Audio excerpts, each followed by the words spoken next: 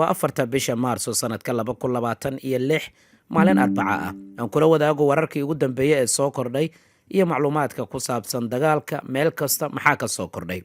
Iiraan waxay muddaa hub cusub inay la soo baxday, waxay bartilmaamaysanaysaa saldhigyada Mareykanka. Sawirada dhanka satellite-ka ee la soo qaadayna waxay muujinayaan burburka baasan ay ka muuqanaya saldhigga Sultan lagu magacaabay boqortooyada Sacuudiga, xarumo iyo saldhigyo military oo Mareykanka uu ku leeyahay Kuwait iyo dalalka kale ee Khaliijka. Welina waxaa la diiwaan gelinayaa in qaar ka mid ah dowladaha Khaliijka ay la kulmayaan diyaarado daroonaysa. Mas-uuliyiinta dowladda Iiraan waxay sheegeen inay ka gudbeen oo ay burburiyeen nidaamyada difaac ee dowladda Imaaraadka Carabta oo Mareykanka halkaasi uu geeyey, waxaana muuqaaladii ugu dambeeyay la soo bandhigay ay muujinayaan dhawaaqa qaraxyo xooggan oo ka dhacaya magaalada Dubai iyo magaalooyin kale. Sidoo kale Iiraan waxaad moodaa inay laba jibaartay bartilmaameedsiga xarumaha ay adeegsanayaan sirdoonada iyo saraakiisha iyo shaqaalaha Mareykanka. Wararkii ugu dambeeyay ee hadda la diiwaan geliyayna waxay sheegayaan in duqeymo kale Iiraan ay ku garaacayso gudaha Israa'iil, iyadoo dhawaaqa gantaalo cusub la maqlayo kuwaasoo qaarkood ka gudbay nidaam difaaciidyada Israa'iil. Muuqaalada qaar ee la soo bandhigay ayaa muujinaya in nidaam difaaciidyada ay ku fashilmeen ka hortagidda raxan gantaalo ah oo la diiwaan geliyay inay ku dhaceen magaalada Tel Aviv oo caasimadda Israa'iil ah iyo duleedka magaalada Qudus, qaybta ay ciidamada Israa'iil gacanta ay ku hayaan. Israa'iil dhankeeda waxay sii wadaa duqeynta dhanka cirka ah, waxaana la xiray gebi ahaanba marinka Hormuz. Mas-uuliyiinta dowladda Iiraan ayaa war soo saaray. Ilaalada kacaanka ee dowladda Iiraan ayaa Arbacada maanta waxay ku dhawaaqeen inay si buuxda ula wareegeen gacan ku haynta marinka Hormuz, kaasoo ah marin badeed aad muhiim ugu ah dhaqaalaha iyo ganacsiga shidaalka dunida. Wuxuu ku yaalaa halka laga galo gacanka cadmeed. Wakaaladda wararka ee Faris News Agency ee dalka Iiraan ayaa soo xigatay in sarkaal ka tirsan ciidamada badda ee dowladda Iiraan oo Mohammed Akbarzadeh lagu magacaabo inuu sheegay in marinka Hormuz ee hadda si buuxda ay gacanta ugu dhigeen ciidanka ilaalada kacaanka ee dowladda Iiraan, ayna adkaan doonto in maraakiibta ganacsi halkaasi ay ka soo gudbaan. Waxaan bartilmaamaysanay buu yidhi in ka badan 10 markab oo shidaalka qaada oo ku sugnaa marinka Hormuz kadib markay u hoggaansami waayeen digniintii hore loogu diray. Waxa uu ku adkeeyay hadda inaanay suuragal ahayn in wax markab shidaal sida ama ganacsi uu ka soo gudbo marinka, tani markii ilaalada kacaanka ay ku dhawaaqeen xiritaanka marinka iyo mamnuucidda maraakiibta.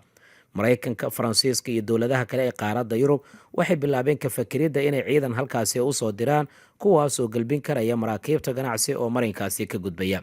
Madaxweyne Trump ayaa sheegay in ciidamada badda ee Mareykanka ay awood u leeyihiin inay ilaaliyaan oo ay la socdaan maraakiibta shidaalka, laakiin warkan waxaa beeniyey sarkaalka u hadlay ciidamada badda ee dowladda Iiraan. Trump wuxuu Talaadadii ku dhawaaqay inuu amar siiyey hay-adda maalgelinta horumarinta caalamiga ee Mareykanka inay bixiso caymis iyo damaanad qaadka maraakiibta halkaasi isticmaalaya.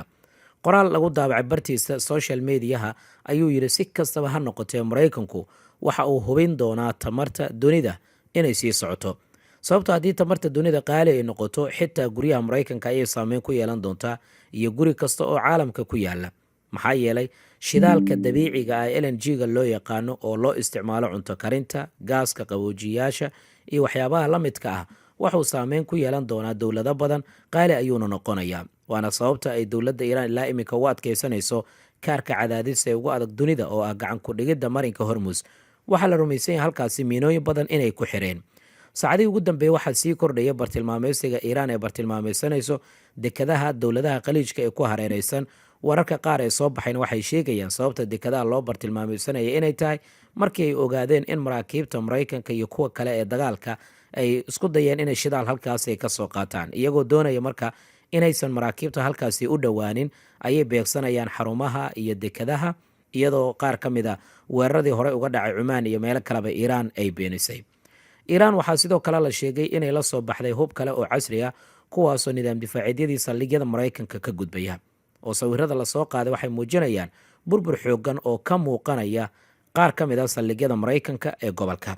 Dhinaca kale, wargeyska iyo dacood Axranoth waxuu baahinayaa CIA-da Mareykanka in weli ay ku mashquulsan tahay oo ay baadigoobayso sidii ay u hubayn lahayd dhaqaale badan ay ugu bixin lahayd kooxaha Kurdiyiinta mucaaradka ee ku sugan gudaha dalka Ciraaq. Hay-adda CIA-da Mareykanka ayaa la sheegay inay qorshahaasi ka fakarayso, inkastoo waqti uu socdo, waxaana la doonayaa in kooxaha hubaysan hareeraha Iiraan lagu abuuro, kooxahaas oo mustaqbalka weerar dhanka dhulka geysan karaya haddii loo baahdo, ama ugu yaraan carqaladeyn kara amniga dowladda iiraan. taasi waxay ka dhigan tahay in dagaal wakaaladeed laga sii fakarayo hareeraha dowladda iiraan. dhinaca kalena wargeyskan waxa uu baahinayaa macluumaadka ku saabsan in israa'iiliyiinta ay la daala dhacayaan soo rididda diyaaradaha daroon iyo diyaaradaha ka imaanaya dhanka iyo iiraan. duqaymaha isdabajooga iiraan ee ka fulinaysa gudaha israa'il waxay sababeen in xitaa dadkii arooska dhiganaya ee dhismayaasha dhulka hoostiisa ee difaacyada adaga ay arooskii ku dhigtaan bannaanka uma soo bixi karayaan. malaayiin qof ayaa dhulka hoostiisa ku jira. taasi waxay caqabad weyn ay ku noqon doontaa dhaqaalihii israa'iil, waana waxa keenaya walaaca gudaha ee israa'iiliyiinta ay qabaan saacadihii lasoo dhaafay marka la eego in malaayiintaasi ay ku adag tahay inay bannaanka u soo baxaan saacadihii ugu dambeeyey. dhanka iyo dalka lubnaan haddii aan eegno, ciidamada israa'iil ayaa lagu warramayaa inay maanta gudaha u galeen magaalada khaym lagu magacaabo, sida wakaaladda wararka ee dowladda lubnaan ay baahisay. magaaladan waxay dhacdaa deegaanada dhinaca xadka ah. saacadihii ugu dambeeyey waxaa la arkayay ciidamada lubnaan oo halkaasi ka baxay sabab la xiriirta kaabiga ciidamada israa'iil ay ku hayaan iyo culayska ay la kulmayaan. sacuudiga waxay sheegeen inay qiimeyn ay ku samayn doonaan weerarkii ugu dambeeyey ee lagu qaaday xarunta shidaalka lagu farsameeyo ee rastanuura lagu magacaabo. xaruntaas oo xarunta ugu duqsan ee sacuudiyaanka ay leeyihiin, ahna xarunta ugu weyn ee shidaalka ugu badan soo saari jirtay. sacuudiga iyo dowlado kale oo khaliijka ayaa wada baaritaano ku saabsan cidda mar walba ka dambaysa beegsiga xarumaha shidaalka ee dowladaha khaliijka. la taliyo sare oo ka tirsan xafiiska ayatullaahi qamani ayaa dhinaca kale waxa uu sheegay in dagaalka ay sii wadi doonaan, waxaana uu diiday wax wada hadal ah in xukuumadda washington ay la galaan. waxa uu sheegay inay dagaal dheer u diyaargaroobeen, marnaba wada hadal aysan doonaynin. arrinta ku saabsan marka weerarada dowladda iiraan keliya kuma eka saldhigyada maraykanka ee ku yaala gobolka. waxaa sidoo kale la sheegay inay bartilmaameedka gaarsiiyeen saldhigyada ingiriiska ee jasiiradda qubrus iyo xitaa saldhigyo dowladda qubrus ay lahayd. saacadihii ugu dambeeyey cabsidaasi waxay keentay in la dhaqaajiyo qaar ka mid a diyaaradaha dagaalka ee dowladda griiga, waxaana diyaaradahaasi la geeyey jasiiradda qubrus qaybta koonfureed oo griiga uu maamulo, iyadoo laga baqayo suuragalnimada weerar ka yimaada dhanka iyo dowladda iiraan.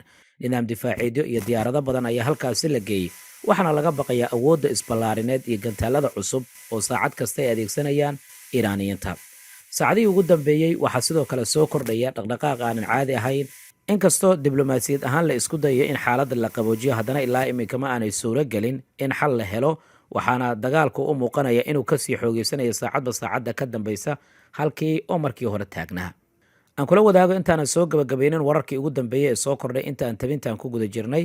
ra-iisul wasaaraha dowladda qatar ayaad muddaa inuu si rasmi ah bannaanka u yimid, waxaana ugu baaqay dhinacyada dagaalamaya in dagaalka ay joojiyaan, sidaas oo kalena wadahadal la isugu yimaado, weliba sida ugu dhaqsiyaha badan. wadahadalkii waa in dib loo bilaabo ayuu yidhi ra-iisul wasaaraha dowladda qatar. ma ahan wax la aqbali karaya buu yidhi gardarrada dhanka dowladda iiraan. waa mas-uulkii ugu horreeyay oo si toosa wadahadal ugu baaqaya tan iyo markii dagaalka uu bilowday. waxaana moodaa xoogaa in kanaalkii wadahadalka halkaas ay noqon karto, iyadoo sidoo kale aada loo hadalhaya dhanka iyo dowladda masar, maadaama ilaa iminka iiraan gacanteeda dowladda masar aanay gaarin.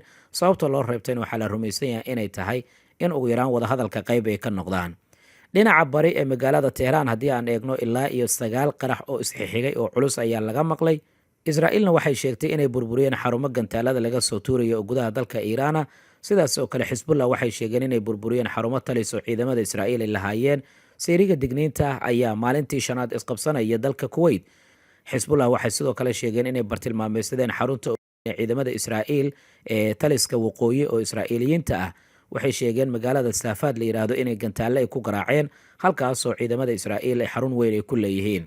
iiraan waxay si cad u sheegtay tan iyo dagaalka markii uu bilowday ilaa 8 cisbitaal ee israa'iiliyiinta ay bartilmaameysadeen. kuwaitna waxay sheegtay wasaaraddeeda gaashaandhigga inay la daala dhacayaan gantaalada iyo diyaaradaha droon ee ka imaanaya dhanka iyo iiraan. dowladda baxrayn wasaaraddeeda gaashaandhigga ayaa sheegtay inay burburiyeen 74 gantaal iyo 95 diyaaradood oo dronis ah tanii markii dagaalka uu bilowday iyo duqaynta iiraan ay ku bilowday dhanka iyo dalkaasi baxrayn. banaanbaxyadii baxraynna weli waa ay sii socdaan. marka la eego dhanka iyo gobolka kurdistaan oo dalka ciraaqa, waxaa soo baxaya macluumaadka ku saabsan in la bartilmaameysaday xarun weyn oo ay lahaayeen ciidamada kurdiska ee iiraan ay taageerto. iiraan dhankeeda waxay sheegtay inay soo riday diyaarado daroon iyo diyaarado kale oo ay lahaayeen ciidamada israa'iil.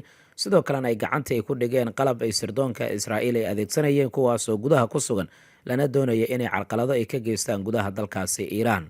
seeriga digniinta ayaa isqabsaday magaalada abar galili lagu magacaabo oo ka mid ah deegaanada israa'iiliyiinta gacanta ay ku haystaan kadib markii diyaarada daroonisa ay xisbullah ay kasoo tuureen dhanka iyo xadka dalkaasi lubnaan. waxyaabaha soo kordha waan kula wadaagi doonaa. waad mahadsan tahay.